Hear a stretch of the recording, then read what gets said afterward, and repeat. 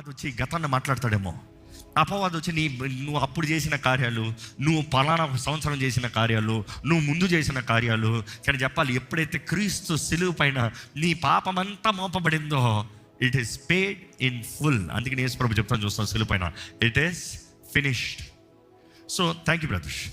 So మనం చూస్తాం, కృప అనేది మన దోషము, మన శాపము, మన పాపము దేవుడు మనకి సిలువ పైన ఆయన ఇచ్చిన విమోచన ద్వారంగా మనకు అనుగ్రహించబడిన ధన్యత.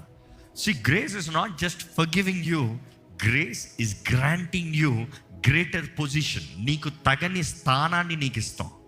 నీకు తగని స్థానం. ఇక్కడ ఉన్నవారు ఎంతమంది నమ్ముతున్నారండి నేను దేవుని బిడ్డని? ఎంతమంది నమ్ముతున్నారు? చేతులు తలలు చెప్పండి.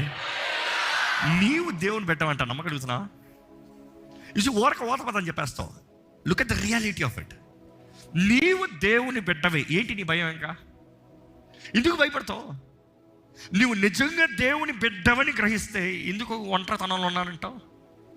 దేవుడు నీలో ఉన్నాడు, నీవు ఆయనలో ఉన్నావు, నీవు ఆయన సొత్తువి, నువ్వు ఆయన బిడ్డవనేటప్పుడు ప్రార్థన చేస్తానికి ఎందుకు అనుమానిస్తావు?